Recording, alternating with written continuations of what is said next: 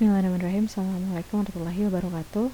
Hari ini saya coba untuk mendiskusikan pada mata kuliah manajemen data untuk WHO Antro. Nah, kebetulan di sini aplikasi pada WHO Antro sudah ada di dalam desktop komputer saya atau laptop saya. Nah, ini kita tinggal buka saja. Kalau teman-teman buka di WHO Antro setelah melakukan installing gitu ya, ada anthropometric calculator, ada individual assessment, dan ada nutritional survey. Nah, kita lihat satu-satu di sini. Anthropometric calculator ini seperti apa? Ini adalah seperti kalkulator antropometri.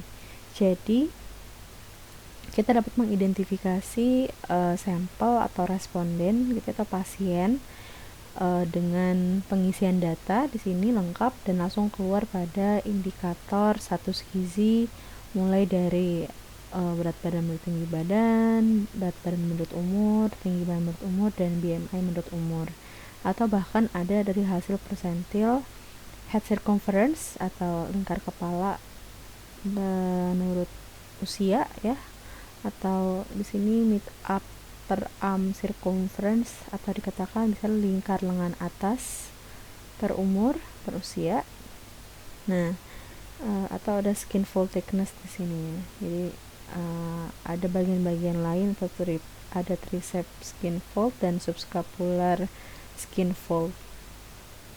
Nah, data ini tinggal kita masukkan saja. Misalnya kita lihat di sini contoh ada responden bernama Yusuf, jenis kelaminnya laki-laki, tanggal lahirnya 8 September 2016. Ya, di sini saya akan masukkan pada tanggal 2 Juli misalnya. Yusuf ini data pengambilan datanya pada tanggal 2 Juli gitu ya. Kita taruh di sini untuk 2 Juli. Nah, kita pilih di sini 2 Juli 2020. Nah, Yusuf ini adalah laki-laki, jadi kita pilih ini jenis kelamin yang male. Kemudian date of birth-nya atau tanggal lahir dari Yusuf ini 8 September 2016. Jadi bisa langsung kita aja di sini, ini kan 8 September 2016. Nah, ini terlihat date of birth-nya. Jadi ada yang mengisikan unknown date atau datanya tidak jelas, kan ini bisa dikatakan rata-rata dari approximate tadi misalnya ya. Nah, ini yang data yang sudah jelas, tapi jika teman-teman tidak perlu mencontreng di sini, jadi cukup pengisian dari tanggalnya saja. Nah, terlihat di sini umur pada responden yaitu 3 tahun 9 bulan, 3 years 9 months. Nah, di sini atau kalau dalam usia bulan yaitu 45 bulan. Jadi langsung terkalkulasi dari hasil tanggal visit atau tanggal pengukuran dikurangi dengan tanggal lahir. Nah, inilah umur atau usia responden 45 bulan.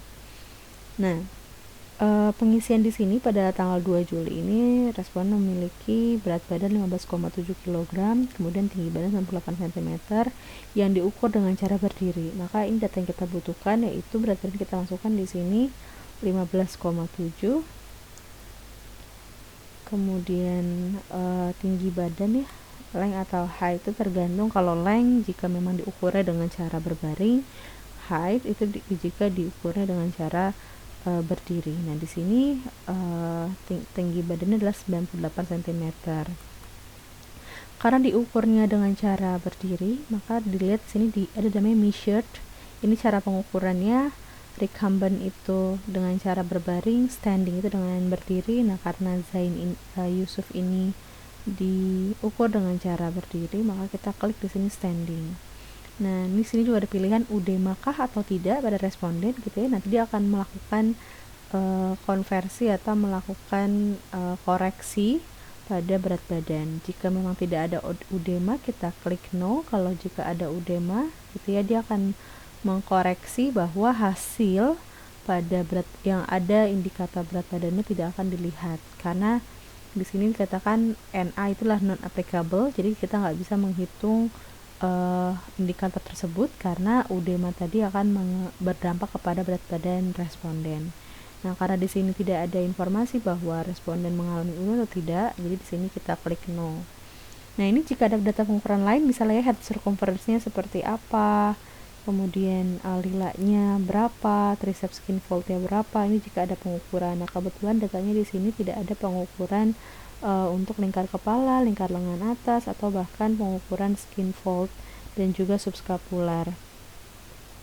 Nah, jadi kita langsung melihat pada anthropometric calculator ini langsung dapat mengidentifikasi bahwa anak Yusuf ini berat badan menurut tinggi badannya ada pada Z-score 0,71 ya. Kemudian berat badan menurut umurnya minus 0,14, kemudian tinggi badan menurut umurnya minus 0,99, jadi hampir minus 1. BMI for age-nya atau IMT menurut umurnya itu 0,75. Nah, jadi kalau ini ada tanda-tanda pelangi gitu ya, diklik di sini di grafnya atau di grafiknya, kebetulan untuk berat badan menurut tinggi badan ini posisinya ada di sini, jadi di atas nilai median sedikit gitu ya. Nah, begitupun juga untuk hasil yang lain. Nah, misalnya tinggi badan menurut umur di sini hampir mendekati minus 2, tapi ini masih normal ya, masih di antara minus 2 sampai plus 2. Nah, pada Z-score-nya adalah minus 0,99. Nah, ini untuk anthropometric calculator, jadi sesimpel ini hanya untuk satu kali pengukuran seperti mengkalkulasi atau melakukan perhitungan. Nah, nanti tanda-tanda hijau ini menyatakan bahwa anak ini normal. Misal saya ganti berat badannya menjadi 12,7 gitu ya. Nah, apa yang terjadi di sini akan menunjukkan 12,7 ini berarti tandanya ada perubahan nih. Nah, ada nilai yang berubah di sini itu kuning, dan ini kuning, ini juga kuning. Nah, tandanya masuk dalam kategori yang hati-hati, dia belum masuk ke dalam kategori gizi kurang gitu ya, pada berat badan tinggi atau pada kondisi kurus, tapi mendekati sekali pada minus 2 standar deviasi. Nah, ini tanda-tanda kuning, hijau, atau warna hitam itu menunjukkan pada kondisi tertentu tadi. Jadi jika ada beberapa indikator cut off dalam satu indikator pada berat badan tinggi badan, misalnya jika kurang dari 2 yaitu dikatakan gizi dikatakan kurus, jika misalnya kurang dari minus 3 dia akan mencapai warna hitam, dikatakan sangat kurus, dan jika minus 2 sampai plus 2 dia akan menunjukkan angka yang di sini biasanya hijau gitu ya. Kemudian plus 2, nah itu mungkin masuk ke arah kelebihan berat badan atau sampai kepada kegemukan.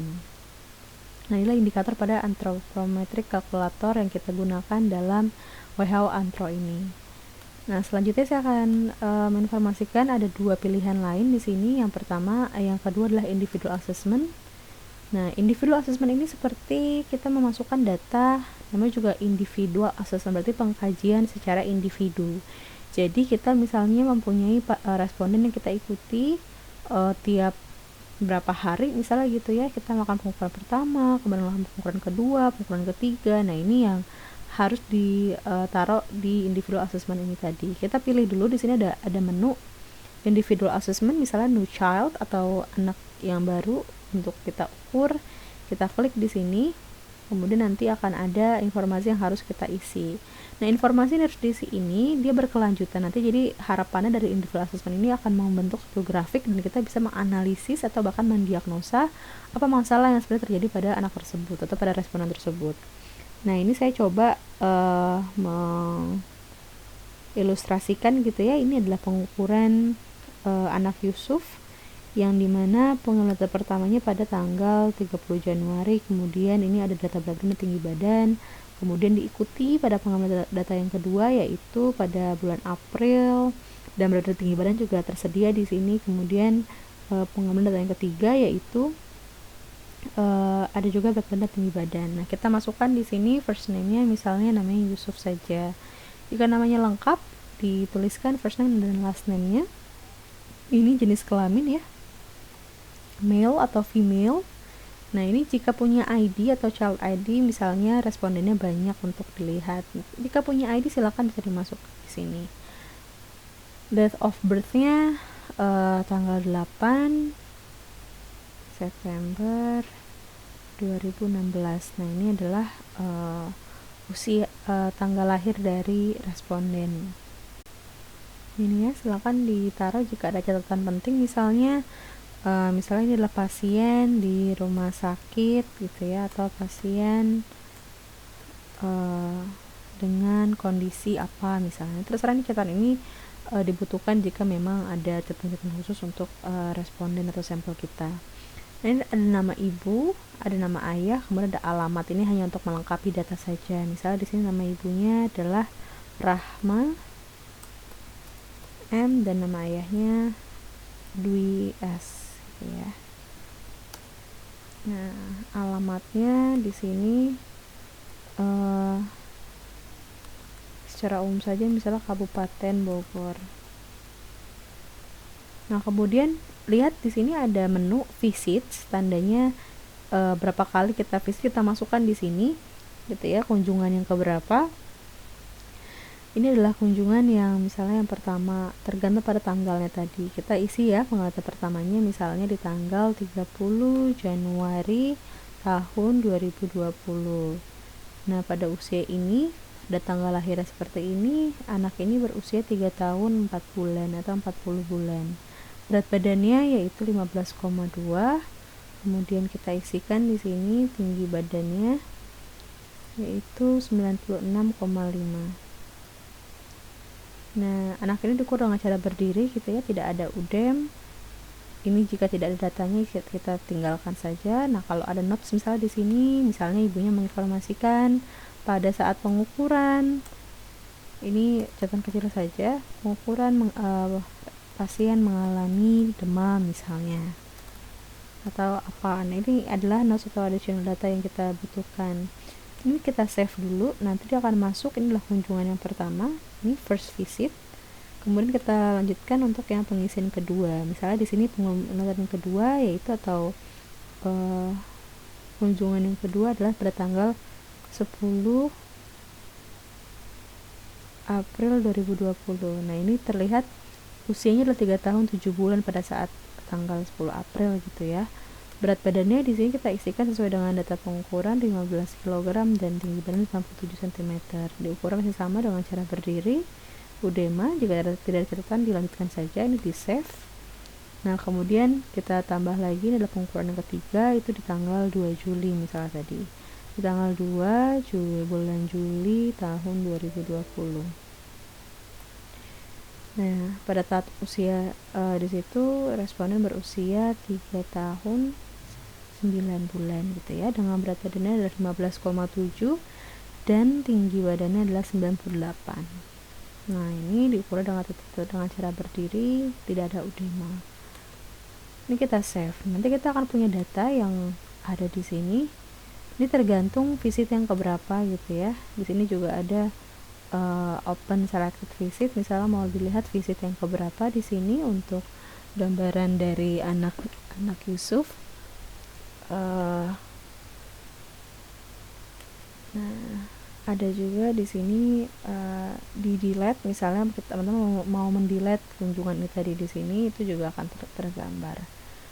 Nah, sebenarnya ada beberapa hasil yang bisa dilihat di sini. Kalau memang ada tambahan pada data yang lain gitu ya, ini bisa terlihat dan tergambar yang ada di sini. Jadi kalau misalnya kunjungan pertama, kunjungan kedua, kunjungan ketiga, kita lihat di sini adanya perubahan Z-score per kunjungan itu dapat dilihat. Nah, ini adalah hasil dari individual assessment yang kita bisa record kira-kira ceritanya atau gambaran seperti apa. Nah, kalau mau dilihat di sini ada gambar kurva di sini ya, bisa tergambar. Nah, jadi ini adalah kunjungan yang terakhir. Kalau mau dilihat single point atau multiple point ya, jadi kalau multiple point ini kita akan ke gambar nih, ada penurunan, kemudian ada kenaikan, walaupun masih dalam gambaran di sini status gizi yang normal ya, masih di bawah +1. Nah, gambaran ini akan menyajikan data yang kalau misalnya punya kunjungan yang banyak gitu ya, nanti akan ke gambar grafiknya tadi. Oh, ternyata kita bisa analisis, ternyata ada masalah penurunan berat badan, tapi ada juga masalah pada penurunan tinggi badan. Nah, ini tergantung, silakan memilih apakah berat badan menurut tinggi badan atau berat badan menurut umur gitu ya. Ini masing-masing akan tergambar. Nah ini kalau untuk tinggi badannya mengikuti arah kurva walaupun masih di bawah median tapi tidak melewati -2 deviasi. Ini mau memilih yang persentil atau yang z-score silakan dipilih. Ini adalah gambaran datanya saja ya, rujukan yang digunakan. Nah ini adalah hasil yang kalau kita mau lihat dari individual assessment. Satu lagi dalam antropometri ini adalah nutritional survey. Nah, nutritional survey ini digunakan untuk yang pengambil data yang banyak, misalnya dalam satu kali survei ada 50 atau 500 atau 1000. Nah, itu tergantung dari jumlah responden. Semakin banyak jumlah responden, kita bisa menganalisis di sini. Jadi setelah datanya kita masukkan, kalau teman-teman yang mau PBL komunitas 1 gitu ya, nanti masukkan datanya di untuk survei aja, jadi nggak perlu ngitung manual untuk melihat berapa z-score-nya tadi. Nah, ini akan tergambar di sini. Kita plus dulu surveinya, di sini ditambahkan surveinya apa, misalnya di sini PBL 1 atau desa Curug Pitung gitu ya, misalnya begitu. Nah, ini diinformasikan, kemudian data entry. Nah, dimasukkan tuh data entry yang pertama, misalnya nama, kemudian klaster, tim, first name, last name, jenis kelaminnya. Ini sama seperti tadi, date of birth, kapan dia lahir atau tanggal lahirnya, kemudian pengisian dari berat badan dan tinggi badan, atau pengisian yang lainnya jika ada data yang bisa ditambahkan. Nanti jangan lupa di save, dia akan muncul masing-masing di sini. Nah, setelah itu nanti akan bisa dianalisis atau data yang ada di sini bisa kita masukkan ke dalam data SPSS. Nah, jadi ini yang nanti akan teman-teman lakukan pada saat PBL 1 menggunakan nutritional survey di sini. Jadi jangan dihitung manual ya, akan pusing kalau datanya banyak misalnya. Jadi kita bisa masukkan ke dalam sini tadi. Kemudian ini ada beberapa gambaran cancel changes made the current survey, misalnya tadi tidak di save gitu ya, atau di sini ada opsinya di sini ada banyak nih, di sini bagian yang mananya tadi, misalnya z-score range-nya apakah usia berapa sampai berapa z-score-nya gitu ya, apakah menggunakan standar WHO atau menggunakan NCHS. Nah, ini kita teman-teman bisa pilih di sini. Kemudian di sini ada manage additional data. Kalau datanya sudah ada akan tergambar, oh saya mau mencari data yang ada di sini, misalnya datanya si Yusuf tadi di dalam 500 responden. Nah, ini ada copy selected lines to clipboard. Jadi ini bisa di blok, kemudian teman-teman bisa pindahkan ke Excel. Nanti di Excel bisa juga dipindahkan ke SPSS misalnya. Nah, ini ada antropometry reportnya dengan Excel, ada juga WHO Global Database Format misalnya, teman-teman juga bisa lihat ya, atau diklik di sini jika ada ya datanya tadi akan diupdate ke data WHO tadi. Nah, ini motor motor milestone jika ada, tapi jika data tidak ada ya nggak masalah. Nah, inilah nutritional survey ya. Ya, singkat saja seperti itu kurang lebih gambaran untuk WHO Antro. Dapat digunakan secara langsung, ditaruh di desktop ya. Aplikasi ini dapat individual assessment jika punya data yang kunjungannya banyak, dan itu bisa lihat perkembangan dari pasien atau responden, atau juga antropometric calculator hanya untuk melakukan kalkulasi singkat gitu ya, dan tidak disimpan biasanya. Nah, atau nutritional survey tadi dengan data yang banyak, bisa lebih dari 500 atau berapa, nanti bisa dimasukkan di sini, nanti baru diolah datanya. Kalau menghitung manual itu kan agak repot. Nah, jika ini bisa menggunakan hal tersebut. Kurang lebih begitu untuk WHO Antro. Kurang lebih mohon maaf. Wassalamualaikum warahmatullahi wabarakatuh.